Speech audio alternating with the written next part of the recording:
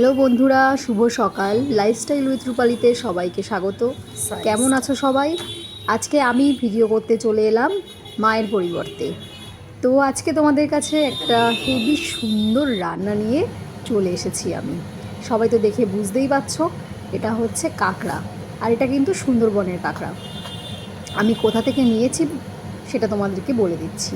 বাজার থেকে কিনলে তো ন্যাচারালি আমাদেরকে বাড়িতে এসে পরিষ্কার করতে হয়, কিন্তু তোমরা প্রথমেই দেখতে পেলে এটা পরিষ্কার করা এবং ছাড়িয়ে দেওয়াই কাঁকড়া। এটা কিন্তু আমি নিয়েছি ফেসবুকে একটা পেজ, রেড ভেজ। তোমরাও চাইলে সার্চ করে দেখতে পারো। ওদের কিন্তু রিভিউটা খুবই ভালো দেখেই আমি কাঁকড়াটা অর্ডার করেছিলাম এবং আমিও স্যাটিসফাইলি পেয়ে গেলাম কাঁকড়াটা। ওরা কিন্তু খুব সুন্দর করে পরিষ্কার পরিচ্ছন্ন করে ছাড়িয়ে পাঠিয়েছে। অবশ্যই প্রিপেড করতে হবে তোমাদেরকে, আর একদম যথাসময় ওরা বাড়িতে পাঠিয়ে দেবে। ওদের প্যাকেজিং নিয়েও কোনো বলার কিছু নেই, খুবই ভালো ছিল এবং কোয়ালিটি দুর্দান্ত ছিল। কাঁকড়ার সাইজটা তো তোমরা দেখতেই পাচ্ছ, যথেষ্ট ভালো। আমি এটা স্ট্যান্ডার্ড সাইজ নিয়েছিলাম, 8 পিস ছিল। আমার দাম পড়েছিল 849, আর কিছুটা ছিল শিপিং চার্জ। ওটা যার যা লোকেশন সেই হিসেবে শিপিং চার্জটা হবে। তো দেখো, আমি প্রথমে নুন হলুদ মাখিয়ে কিছুটা আগে, মানে যেদিন আমি নিয়ে রান্নাটা করেছি সানডে, তার আগের দিনে আমি স্যাটারডেতেই নিয়েছিলাম, আর নুন হলুদ মাখিয়ে আমি রেখে দিয়েছিলাম। তো তোমাদের সাথে শেয়ার করার জন্য আবার কিছুটা নুন হলুদ মাখিয়ে আমি রান্নাটা স্টার্ট করলাম। আর সুন্দরবনের কাঁকড়া কিন্তু সবাই জানো কম বেশি একটু লাল লাল হয়। এটা কিন্তু খেতে খুব টেস্টি হয়, মাংসটা বেশি থাকে। আরেকটা হয় সমুদ্রের কাঁকড়া, যেটা আমরা দীঘা মন্দারমণি গেলে প্রায় দেখতে পাই। এটা একটু নীল ধরনের হয়। ওই কাঁকড়াটা কিন্তু স্বাদটা আমার অতটাও ভালো লাগে না, আর ওটা খেলে একটু অ্যালার্জেটিক ভাবও আসার সম্ভাবনা থাকে, যার কারণে আমি সমুদ্রের কাঁকড়া সাধারণত এড়িয়ে চলি। আমি কখনো দীঘা মন্দারমণি গেলেও সাধারণত কাঁকড়াটা আমি অ্যাভয়েড করি। কাঁকড়া, চিংড়ি এগুলো আমি অ্যাভয়েড করি। আমার সি ফুডে একটু প্রবলেম হয়, কিন্তু সুন্দরবনের কাঁকড়া কিন্তু সাধারণত কোনো প্রবলেম হয় না, যেহেতু এটা মিষ্টি জলের।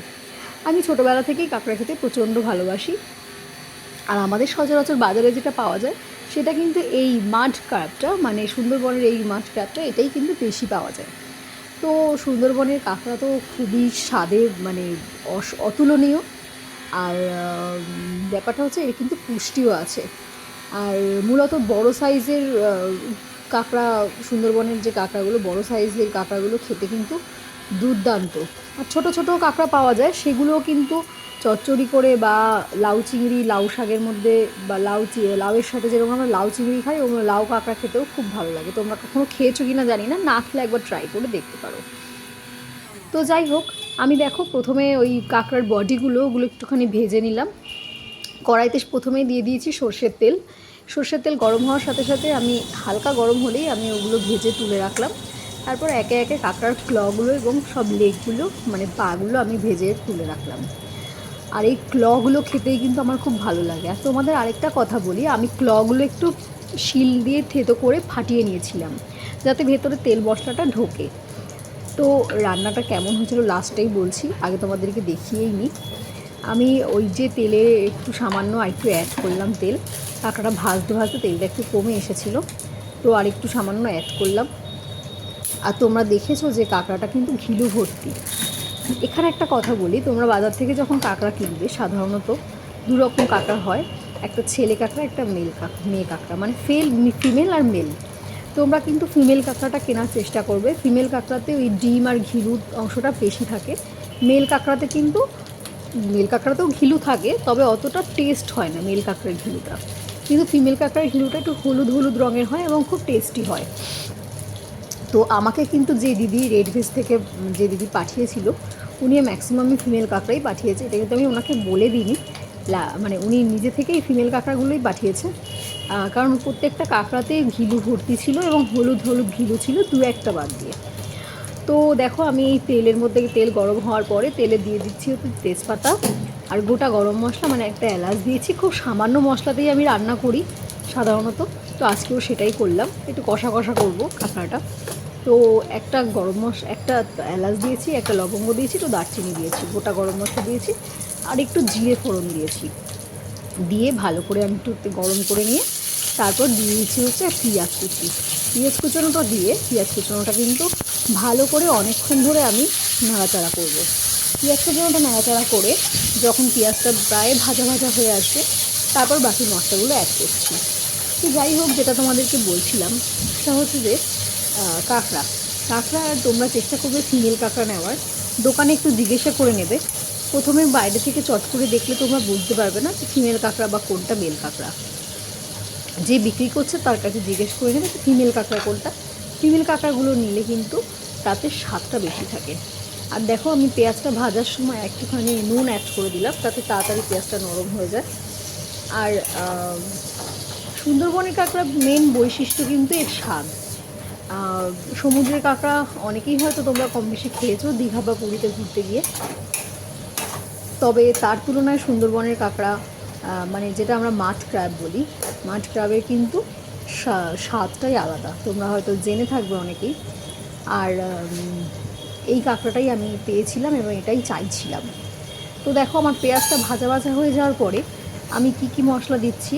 এখানে যে মশলাটা তোমরা দেখতে পাচ্ছ আমি একসাথে পেস্ট করে নিয়েছি। এতে আছে রসুন, আদা, কাঁচা লঙ্কা এবং একটা টমেটো। আমি যেহেতু একটু কষা কষা করব, তাই আমি টমেটোটা ওর পেস্ট করে দিয়ে দিয়েছি। যদি আমি একটু ঝোল ঝোল করতে চাইতাম তাহলে আমি টমেটোটা কুচোনোই দিয়ে দিতাম, কিন্তু আমি কুচোনোটা এর মধ্যে দিতে চাইনি। আমি তার জন্য আমি এটা একসাথে পেস্ট করে রসুন, আদা এবং কাঁচা লঙ্কার সাথে একসাথে পেস্ট করে আমি দিয়ে দিয়েছি টমেটো। আর দেখতে পাচ্ছ এখন যে দিচ্ছি, এটা কিন্তু তোমাদের একটা সিক্রেট বলি, আমি রান্নায় কিন্তু এভাবেই দিই। আমি ওই নুন, হলুদ, একটু মিষ্টি মানে চিনি আর হচ্ছে জিরের গুঁড়ো, ধনের গুঁড়ো আমি একসাথে একটু জল দিয়ে ভালো করে পেস্ট করে রেখে মানে ফেটিয়ে মিশিয়ে রেখে দিই আমি এক রাত্রে রেখে দিলে পরের দিন সকালে আমার রান্না করতেও তাড়াতাড়ি হয়ে যায়। আর আলাদা আলাদা করে মেশানোর কোনো ঝামেলা থাকে না। পরিমাপ বুঝে আমি একসাথে মিশিয়ে রেখে দিই, একটু জল দিয়ে মিশিয়ে রেখে দিই। এটাই আমি চামচে করে পরিমাণ মতন রান্নায় দিয়ে দিই। তো এটা কিন্তু আগের দিন রাতে রাখি, খুব বেশি দিন ধরে রেখে দিই না। আগের দিন রাতে রেখে দিই। আমার যেহেতু সকাল সকাল রান্না করে বেরোতে হয়, তার কারণে আমার একটু সুবিধাও হয় আর এটা খেতেও কিন্তু ভালোই হয়। যেহেতু জিরের গুঁড়ো, ধনের গুঁড়ো একবারে নুন হলুদের সাথে ভালো করে মিশে যায় জল দিয়ে রাখার কারণে, তার কারণে রান্নাটা খেতেও টেস্ট হয়। আরেকটা কথা তোমাদেরকে বলি, জিরের গুঁড়ো, ধনের গুঁড়ো কিন্তু আমি বাজারের কেনাটা ইউজ করি না। জিরের গুঁড়ো, ধনের গুঁড়ো আমি বাড়িতেই করে নিই। গোটা জিরে এবং গোটা ধনে মিক্সিতে দিয়ে আমি ওটা বাড়িতেই তৈরি করে নিই এবং ওইটা দিয়ে আমি দেখো, দেখতে পেলে তোমরা নুন হলুদের সাথে একসাথে আমি জিরের গুঁড়ো, ধনের গুঁড়ো একসাথে যে পেস্ট করে রেখেছিলাম, ওটাই আমি চামচ দিয়ে দিয়ে দিলাম। আমি অন্য রান্নাতেও দেবো, তাই বেশি করে রেখেছি। ওটাই কাঁকড়াতে দিয়ে দিলাম মানে কষানোর মধ্যে। এবার ভালো করে মশলাটা কষিয়ে যখন তেলটা ছেড়ে আসবে, তার মধ্যে আমি কিন্তু কাঁকড়াগুলো যে ভেজে রাখা আমার কাঁকড়াগুলো ছিল, বডি এবং ক্ল এবং পা সব একসাথে আমি দিয়ে দিয়েছি। আর যেটা এখন দিলাম দেখতে পেলে, সেটা হচ্ছে ঘিলুর অংশটা। কিছুটা ঘিলুর অংশ আলাদা ছিল, ওইভাবেই ওনারা পাঠিয়েছিলেন রেড ভেজ থেকে। তো আমি সেই ঘিলুর অংশটুকু পুরোটুকু দিয়ে দিলাম। আর এই কষানোর সময় তোমরা যদি কাঁকড়ার ঘিলুর অংশটুকু আলাদা করে কষানোর সময় দাও, এটা কিন্তু গ্রেভিটা বা কষানো কাঁকড়াটা খেতে আরও টেস্টি হয়। তো যাই হোক, দেখো আমি এবার ভালো করে কষিয়ে নিচ্ছি। কষিয়ে যখন একদম মশলাটা টেনে আসবে, তখন আমি সামান্য এতে একটু জল দেবো। আর ততক্ষণ অবধি আমি কিন্তু এটাকে ভালো করে কষাবো। আর তোমরাও চেষ্টা করবে এটাকে একটু ভালো করে কষাতে, কারণ কাঁকড়া সাধারণত আমরা কষাটাই খেতে সবাই পছন্দ করি। ঝোল সাধারণত কাঁকড়া সেরকম কেউই পছন্দ করে না। তো আমি এই জন্য অনেকক্ষণ ধরে কিন্তু খুব ভালো করে আমি কষিয়ে নিয়েছি। কষিয়ে সামান্য একটু জল দিয়েছি শুধুমাত্র সেদ্ধ হওয়ার জন্য। তো এবার তোমাদেরকে যে আমি একটু আগে বলছিলাম যে ফিমেল কাঁকড়া দেখে কিনবে, ফিমেল কাঁকড়ার টেস্ট বেশি হয়, সেটা কিন্তু তোমরা চিনতে পারবে। দেখবে পেটের উল্টো মানে কাঁকড়ার উল্টো পিঠটায় পেটের নিচ দিকে ঢাকনাটা অনেকটা চওড়া এবং গোল হয়। আর মেল কাঁকড়াগুলোর একটা ঢাকনা থাকে উল্টো দিকে, ঠিক পেটের নিচটায়। ওটা কিন্তু মেল কাঁকড়াগুলোরটা কিন্তু সরু এবং চিকন দেখতে হয়, অনেক টি শেপের মতন দেখতে লাগে।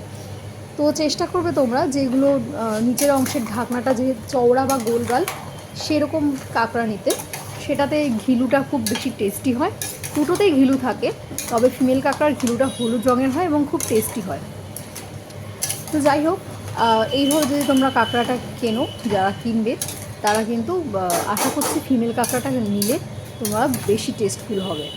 আর এই সময় মানে বর্ষার সময় সাধারণত কাঁকড়ার ঘিলুর পরিমাণটা বেশি থাকে, যে কাঁকড়াগুলো আর কি মাড ক্র্যাব, যেটা সুন্দরবনের যে কাঁকড়াগুলো, বর্ষার সময় ঘিলুর পরিমাণটা বেশি থাকে এবং কখনো কখনো এই ফিমেল কাঁকড়াগুলোতে ডিমও পাওয়া যায়। তো এই বডি মানে এই পেটের যে নিচের দিকটা পোর্শনটা, ওই জায়গাটাতেই ডিমটা থাকে। তো সবাই কম বেশি জানো যে বর্ষাকালে সমুদ্র হোক বা নদী হোক, যে কোনো মাছ বা এই ধরনের ফুড খেতে কিন্তু খুব টেস্টি হয়। মানে সি ফুডের কথা বলছি আমি, চিংড়ি বা কাঁকড়ার যেহেতু মাছেরও যেহেতু ডিম থাকে আর কাঁকড়ার ওখানে পেটের ওখানে ডিমটা যেহেতু থাকে বর্ষাকালে, তো এই সময় কাঁকড়াটা বেশি টেস্টি হয়। যাই হোক, তোমাদের সাথে কথা বলতে বলতে কিন্তু আমার প্রায় কষানো হয়ে গেছে। দেখো, আমি পুরো তোমাদের সাথে যখন কষানো দেখানো শুরু করেছিলাম তখন থেকে এখন পর্যন্ত একদম আমি টানিয়ে নিয়ে এসেছি কষাতে কষাতে। এবং দেখো এবার তোমাদেরকে দেখাচ্ছি, কিন্তু দেখো একটু তেল তেল ছেড়ে দিয়েছে, একদম মশলাটা পুরো মিশে গেছে কাঁকড়াগুলোর সাথে। কাঁকড়াগুলোর বডিতে কিন্তু মশলাটাকে ঢোকানোর জন্য তোমাদেরকে অনেকক্ষণ ধরে এটা কষাতে হবে। মাছ বা মাংসের তুলনায় কাঁকড়াটা কষাতে একটু বেশি সময় দিতে হবে, না হলে কাঁকড়ার বডিটা যেহেতু শক্ত থাকে ওর ভেতরে মশলা ঢুকতে একটু সময় নেয়, যার কারণে তোমাদেরকে একটু কষানোর পেছনে বেশি টাইম দিতে হবে। এবং তারপরে আমি দেখো এবার সামান্য জল অ্যাড করে দিচ্ছি। যখন পুরো টেনে গেছে মশলাটা, তেল ছেড়ে দিয়েছে, তখনই আমি অল্প একদম খুব সামান্য একটু জল অ্যাড করলাম, জাস্ট ওটা হালকা একটু সেদ্ধ করার জন্য। কষাতে কষাতে তোমাদের সেদ্ধ হয়েই আসবে প্রায়, তবুও হালকা একটু জল অ্যাড করে দিলাম একটু হালকা করে কষিয়ে নেওয়ার জন্য। এবার আমি এটা ঢাকা চাপা দিয়ে দেবো। ঢাকা চাপা দিয়ে খুব বেশিক্ষণ অপেক্ষা করার দরকার নেই, যেহেতু কষানো অলরেডি হয়েই যাচ্ছে। কষাতে কষাতেই কাঁকড়াটার ভেতরে মশলা ঢুকে যায় এবং সেদ্ধ হয়ে আসে, তার কারণে 4 থেকে 5 মিনিট, যার কারণে 4 থেকে 5 মিনিট অপেক্ষা করলেই রান্নাটা কিন্তু কমপ্লিট হয়ে যায়। দেখো, তোমাদের সাথে কথা বলতে বলতে আমি একটুখানি মিশিয়ে নিলাম, মিশিয়ে নিয়ে এবার আমি এটা ঢেকে দেবো। ঢেকে দিয়ে কিছুক্ষণ অপেক্ষা করব।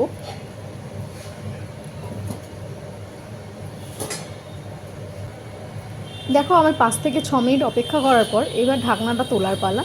এবং ঢাকনাটা তুললে কিন্তু একটা অসাধারণ সুন্দর গন্ধ বেরোবে, যখন তোমরা বুঝবে মোটামুটি তোমাদের রান্নাটা হয়ে গেছে।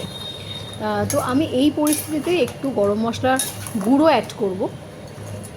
বেসিক্যালি আমরা মাছ বা মাংসে গরম মশলা দিলে কিন্তু একদম নামানোর আগে লাস্টে দিই, তবে কাঁকড়াতে কিন্তু সেটা করব না। কাঁকড়াতে একটু আগে থেকে অ্যাড করে দেবো, যখন একটু গ্রেভি থাকবে তখনই অ্যাড করে দেবো। না হলে যদি আমরা লাস্টে দিই, যখন একদমই কষানোর পরে দিই, তাহলে গরম মশলার গুঁড়োটা কিন্তু কাঁকড়ার ভেতর পর্যন্ত ঢুকবে না। তাই নামানোর বেশ কিছুক্ষণ আগে থেকেই আমরা গরম মশলার গুঁড়োটা দিয়ে দেবো। আমি এখানে যে গরম মশলার গুঁড়োটা দিচ্ছি, এর মধ্যে এলাচ, লবঙ্গ, দারচিনি আর রয়েছে হচ্ছে জায়ফল। আমি এটা বাড়িতেই গুঁড়ো করি, বাড়িতে গুঁড়ো করে আমি কৌটোর মধ্যে রেখে দিই। এই যে একটা ছোটো কৌটোর মধ্যে দেখতে পেলে, এই গুঁড়োটা আমি সামান্য দিয়ে দিলাম। এবং এটা কিন্তু আমি নামানোর বেশ অনেকক্ষণ আগেই দিচ্ছি, এরও বেশ কিছুক্ষণ পরে 2 থেকে 3 মিনিট পরে আমি নামিয়েছি।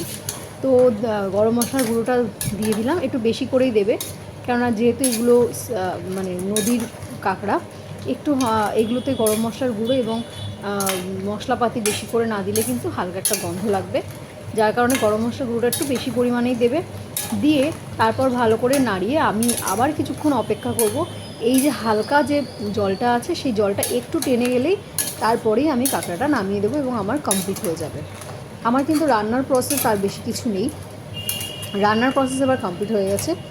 এবার তোমরা দেখলে বুঝতে পারবে যে কোন পর্যায়ে গিয়ে আমি রান্নাটা নামাচ্ছি।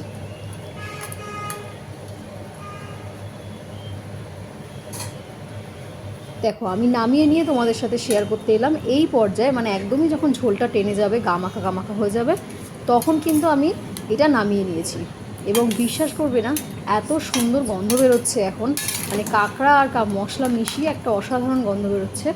কাঁকড়া কিন্তু সাধারণত এরকম কষা কষা খেতেই ভালো লাগে, তো এভাবে রান্না করে অবশ্যই তোমরা ট্রাই করে খাবে।